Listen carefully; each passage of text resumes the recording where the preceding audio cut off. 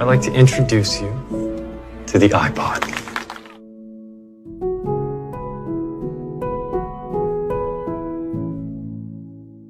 Film ini berjudul Jobs. Yap, ini adalah film kisah nyata dari seorang tokoh revolusioner bernama Steve Jobs.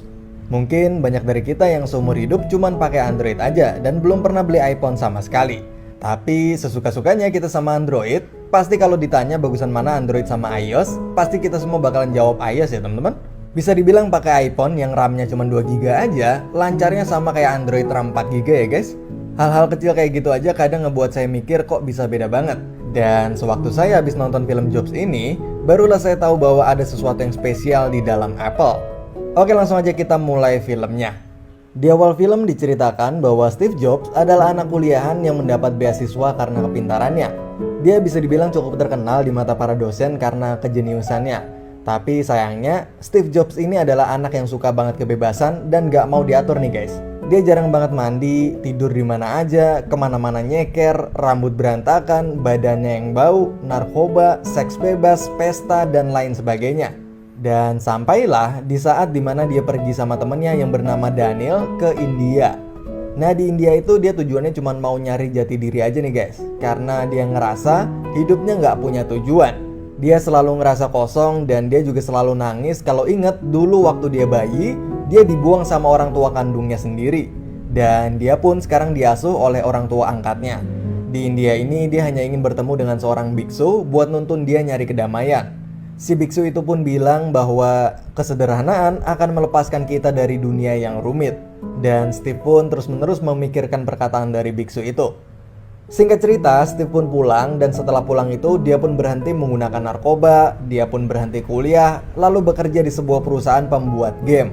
Nah di perusahaan itu Steve memegang sebuah project game nih teman-teman. Tapi teknisinya nggak bisa ngikutin apa yang Steve mau. Steve maunya game yang berwarna, tapi teknisinya kekeh sama hitam putih aja. Steve pun kesal karena nggak ada seorang pun yang ngerti apa maunya dia. Nggak ada yang paham sama kreativitas di otaknya si Steve. Dan kepala kantor pun datang, lalu bilang ke Steve bahwa semua orang yang pernah kerja sama Steve pada ngeluh semua nih guys. Karena permintaan si Steve ini yang selalu aneh-aneh.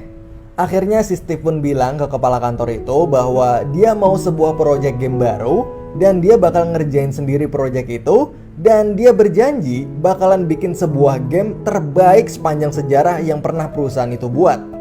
Akhirnya Steve pun menghubungi sahabatnya yang bernama Woz untuk membantunya membuat game itu. Dan setelah malam itu, akhirnya jadilah sebuah game bernama Breakout. Mungkin banyak dari kita yang gak sadar kalau dulu sempat mainin game ginian ya guys. Nah berkat game itu, Steve Jobs pun mendapatkan bonus $5.000. Lalu esok harinya, Steve Jobs lagi main nih ke tempatnya si Woz. Dan di sana, Woz kelihatan lagi ngerakit-rakit perangkat elektronik baru. Tapi Steve ngeliat ada sesuatu yang menarik nih guys di atas mejanya si Woz ini. Bos pun ngejelasin bahwa benda itu adalah ciptaan barunya Woz yang lagi iseng-iseng dia buat. Dan jadilah sebuah komputer desktop rumahan. Di saat dulu komputer cuma bisa dipakai di jaringan perkantoran aja, ini si Woz bisa ngebuat komputer yang bisa dipakai di rumah cuman dengan cara ngehubungin kabel ke monitor TV di rumah. Steve pun lalu kagum dengan komputer ciptaan dari si Woz itu dan kemudian ngajak si Woz untuk mencoba mencari investor atau pemodal untuk membuat proyek komputer desktop rumahannya itu. Awalnya si Woz ini nggak mau ikut nih guys, karena dia awalnya cuma iseng doang dan nggak ada niat buat diseriusin. Tapi Steve terus ngeyakinin dia dan akhirnya si Woz pun mau ikut. Nah di perjalanan mencari investor itu mereka berdua saling berdiskusi untuk menentukan nama yang cocok untuk komputer itu. Dari mulai nama Enterprise Computers. No. Then Phaser Beam Computers. No. dan beberapa nama lainnya. Akhirnya Steve pun kepikiran sebuah nama yang simpel dan melambangkan kreativitas, yaitu Apple. Yap, kata Apple itu melambangkan buah dari kreativitas. Namun sesampainya di komunitas para investor itu, hasilnya ternyata nihil nih guys. Gak ada satu investor pun yang tertarik dengan komputernya si Steve dan Woz itu. Tapi saat mau pulang, ada seorang pemilik toko komputer yang tertarik dan kemudian menawarkan ke Steve sebuah kerjasama. Yang saya suka dari Steve Jobs ini, dia memang bukan teknisi sehebat Woz yang bisa bikin ini itu, tapi yang saya suka adalah kemampuan dia dalam negosiasi dan rekrutmennya nih guys. Dia kalau ngajak orang atau nawarin sesuatu ke orang tuh pasti bener-bener sampai orang itu nggak bisa nolak saking bagusnya kata-kata dari si Steve Jobs ini. Contohnya kayak waktu ngeyakinin si Woz, terus waktu negosiasi sama pemilik toko komputer itu dari yang harganya $250 per komputer, lalu si Steve ini sampai bisa deal di harga $500 per komputer. Dan yang tadinya toko komputer itu ngejual satu set komputer utuh, lalu gara-gara omongannya si Steve ini, toko itu sekarang jadi ngejual dengan cara terpisah biar untungnya lebih gede. Jadi ngejual keyboardnya sendiri, monitornya sendiri, mesinnya sendiri, dan lain-lain gitu. Jadi yang tadinya pemilik toko itu nggak kepikiran sebelumnya teknik itu, akhirnya berkat negosiasi sama si Steve dia jadi tergiur.